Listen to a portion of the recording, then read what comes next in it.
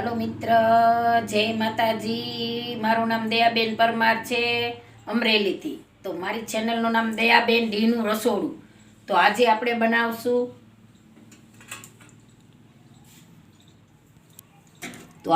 બનાવશું અડદિયા. તો અડદિયા બનાવવા માટે આપણે આ 250 ગ્રામ અડદનો લોટ લીધો છે, કરકરો.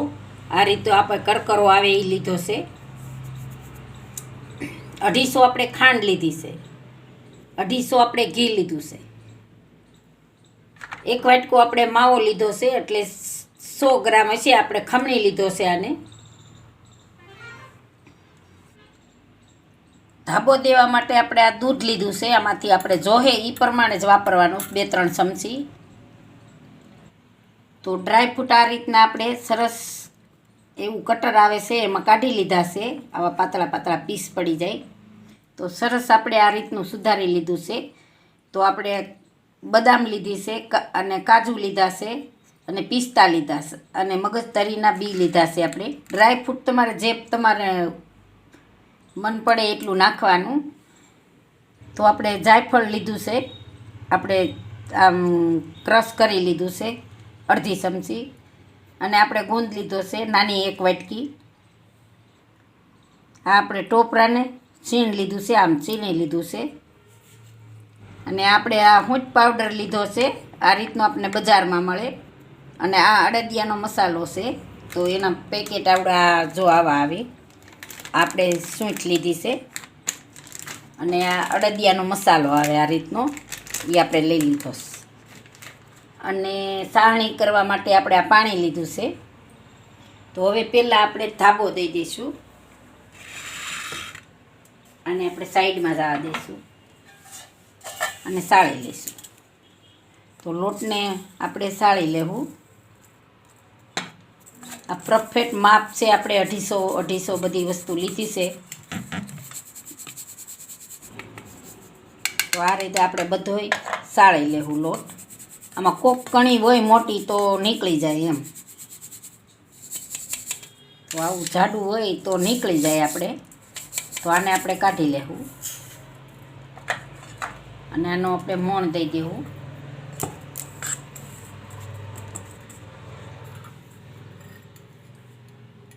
તો આપણે આ નાની આ ચમચી લીધી છે, તો આપણે 3 ચમચી પહેલાં નાખશું અને સરસ મોણ દઈ દેવું. જરૂર પડે છે તો આપણે નાખશું આમાં.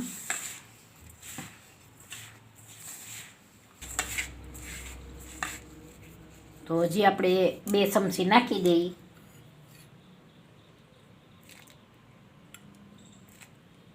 આપણે 5 ચમચી નાખ્યું છે. અને આ રીતે આપણે સરસ બે હાથે આ રીતે આમ આપણે કરી લેવાનું. સરસ મોણ દેવાઈ જાય. આપણે કણિયું થઈ જાય. આ ધાબો દેવાનું જ કારણ એ છે કે આનાથી આપણે કણિયું થઈ જાય આપણો અડદિયા. તો આ રીતે આને આપણે કરી લઈશું. તો આને હવે આપણે આમ દાબી દેવાનું સરસ અને આપણે 10 મિનિટ રહેવા દેવાનું, એટલે આપણી કણીઓ સરસ પડે એમાં. તો આને આપણે ઢાંકીને 10 મિનિટ આપણે રહેવા દેવું. તો ગુંદને આપણે આમાં મિક્સરમાં ઝીણું આપણે કરી લઈશું પાવડર જેવું. તો આને આપણે મિક્સરમાં કાઢી લઈએ. તો હવે આપણે આ ગુંદ થઈ ગયો છે, એકદમ સરસ ઝીણો આપણે થઈ ગયો છે. તો આ રીતનો આપણે રાખવાનો છે ગુંદને. જો આ રીતનો પાવડર રાખવાનો છે. તો આને આપણે કાઢી દઈશું. તો આપણે 10 મિનિટ થઈ ગઈ છે. તો હવે જોઈ લેવું આપણે.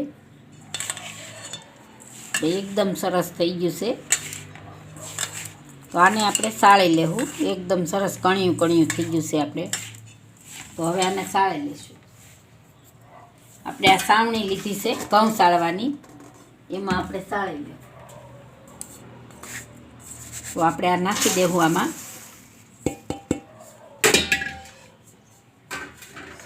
અને આને આપણે સાળી લેવું. આ રીતે એકદમ બધું કણિયું કણિયું થાય એવું થઈ ગયું છે, રવા જેવી થઈ ગઈ કણિયું. તો આને આપણે આમ પાર દઈને આવી રીતે સાળી લેવાનું. તો આ બધું આપણે સાળી લઈએ.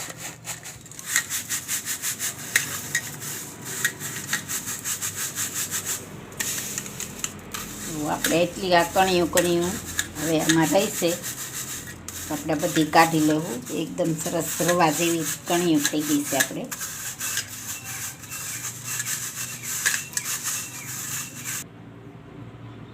જો આપણે બધું સાળી લીધું છે. તો મસ્ત આપણે જો આ રીતની કણિયું થઈ ગયું છે.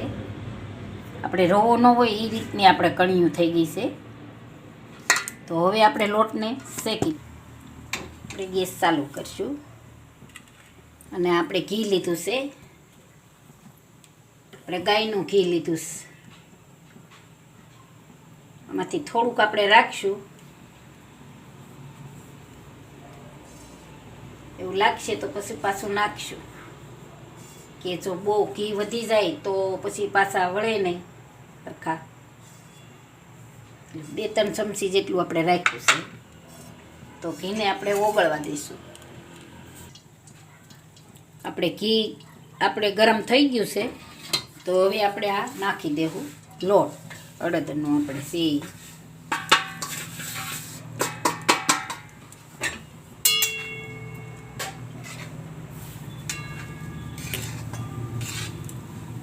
ઘટશે તો હજી ઘી નાખશું.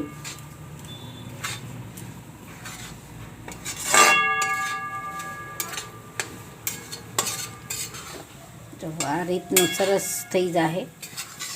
પેલા આવું જામી જાય, પછી પાછું ઓગળી જાય એકદમ સરસ.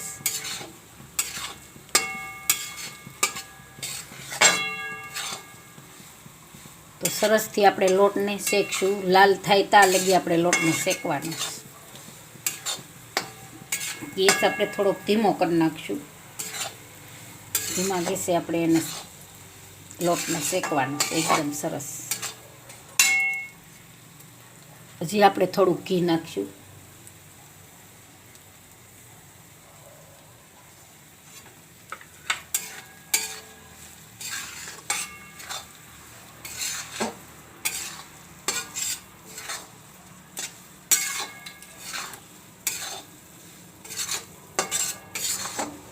તો આપણે લોટને સારી અસલ શેકાવા દેવું.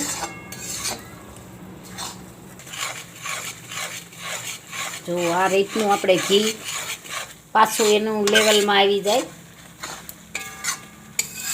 એકદમ પહેલાં જામી જાય બધું, અને પછી પાછું આ રીતનું આ કન્ડિશનમાં આવી જાય, એકદમ દાણાદાર છે. તો હજી તો આપણે આને વાર લાગશે. એકદમ સરસ લાલ કલર જેવું થવા દેવાનું છે આપણે આને. જો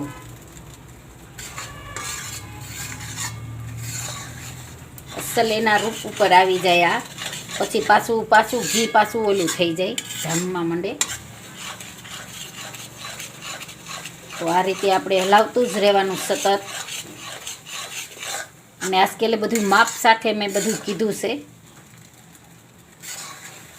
મને કોમેન્ટ આવે છે કે તમે માપ બધું કહેતા જાઓ એમ. તો હું આ માપથી જ બધું આ કરું છું. આપણે 250 ખાંડ હોય તો 250 સામો લોટ જોઈને 250 આપણે ઘી જોઈએ. અને ડ્રાય ફ્રૂટ તો આપણે જે આપણી પ્રમાણે આપણે નાખવું હોય એ પ્રમાણે.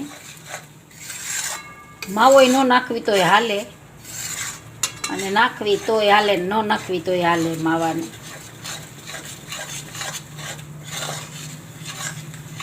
તો આપણે આને એકદમ લાલ થવા દઈશું. એકદમ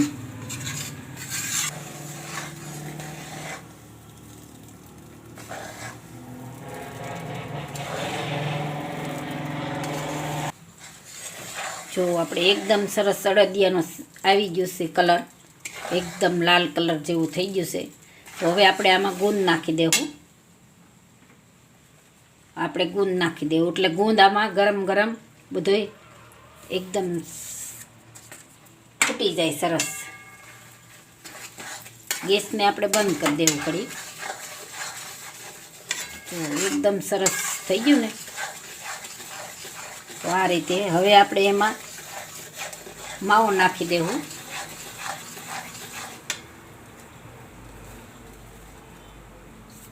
આપણે ગેસ બંધ કરી દીધો છે.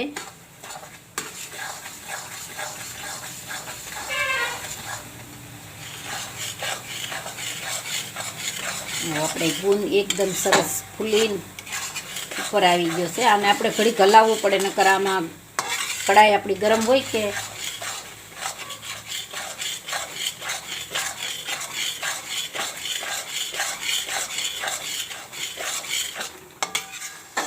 હવે આપણે આને નીચે ઉતારી લેવું.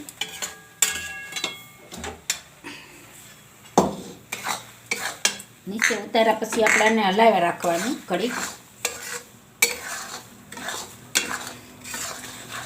કડાઈ ગરમ હોય ને એટલે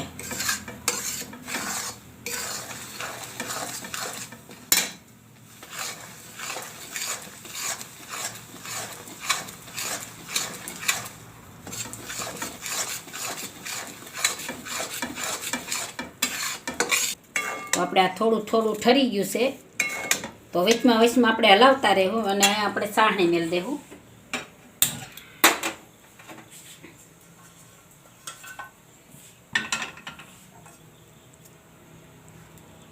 આપણે ખાંડ લીધી છે. ખાંડ ડૂબે એટલું પાણી આપણે આમાં નાખવાનું છે. આ રીતે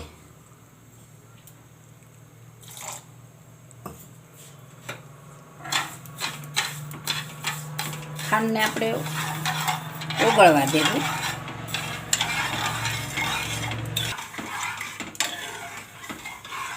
તો ખાંડને આપણે એકદમ સરસ ઓગળવા દેવું અને એને આપણે સાહણી લઈ લેવું. વચમાં વચમાં આપણે આ હલાવતું જવાનું છે અડદિયાને.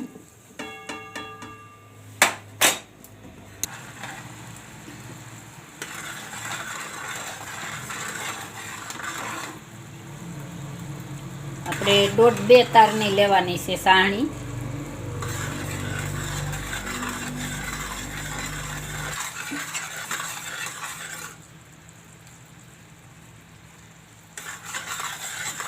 તો જોઈ જોઉં જે આપણે નથી આવી આપણી સાહણી.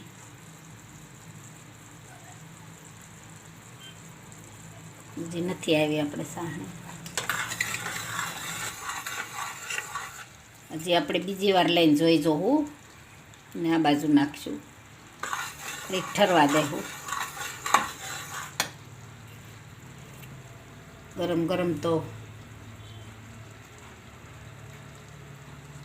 આપણે સાહણી આવી ગઈ છે. એકદમ સરસ 2 તાર થાય છે આપણે. તો હવે આપણે આ સાહણી આમાં નાખી દેવું.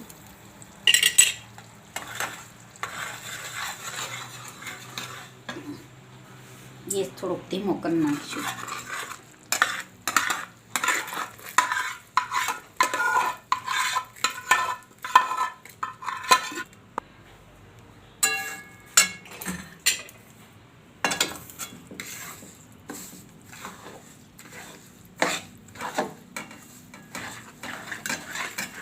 આપણે બધું મિક્સ કરી લેવું. હવે ડ્રાયફ્રૂટ નાખી દેવું બધું.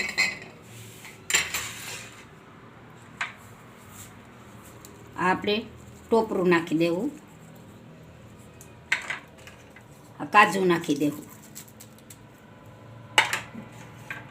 આપણે બદામ નાખી દેવું. આ પિસ્તા નાખી દેવું. આ મગજતરીના બી નાખી દેવું.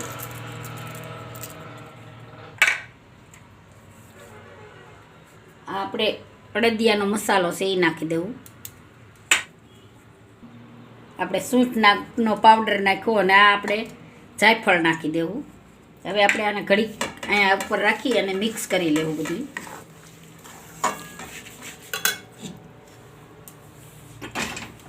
ગેસને આપણે બંધ કરી દેવું. ગરમ ગરમમાં બધું એકદમ સરસ મિક્સ થઈ જાય. આપણે આમાં ઘી સોપડી દીધું છે.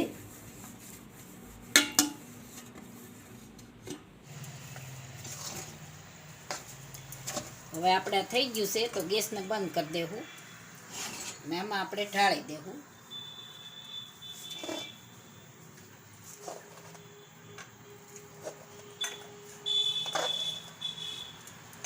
આપણે 2 થાળીમાં ઢાળીશું આને.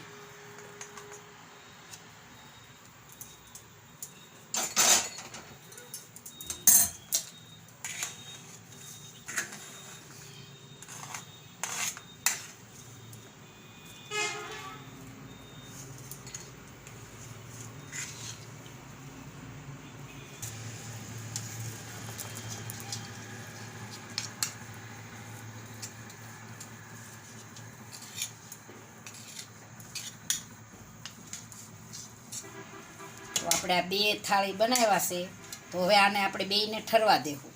તો આપણે હવે આ થોડું થોડું ગરમ છે, તો હવે આપણે આના અડદિયા વાળી લેશું. તો ચમચીની જરૂર પડશે આપણે, કે હજી ગરમ થોડુંક છે એટલે.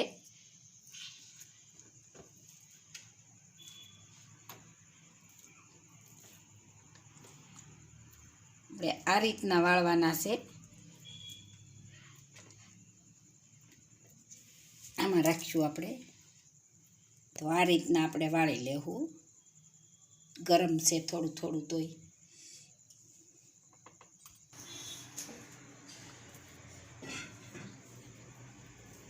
તો આ રીતે આપણે બધા અડદિયા વાળી લઈશું. જો આ રીતે સરસ બધા વાળી લેવું. ગરમ છે પણ તોય આપણે આ વાળી લેવું. તો આ રીતે આપણે 2 થાળીના વાળી લઈશું અડદિયા. તો આપણે એટલા અડદિયા બન્યા છે, 2 ડીશ અને 4 અહીંયા. તો હવે આપણે એને સર્વ કરી લઈશું.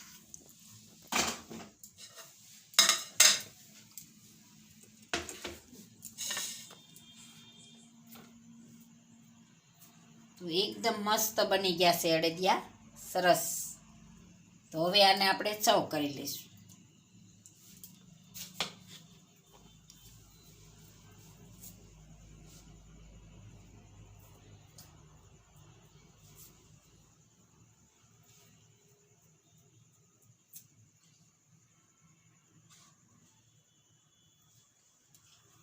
તો તૈયાર છે આપણા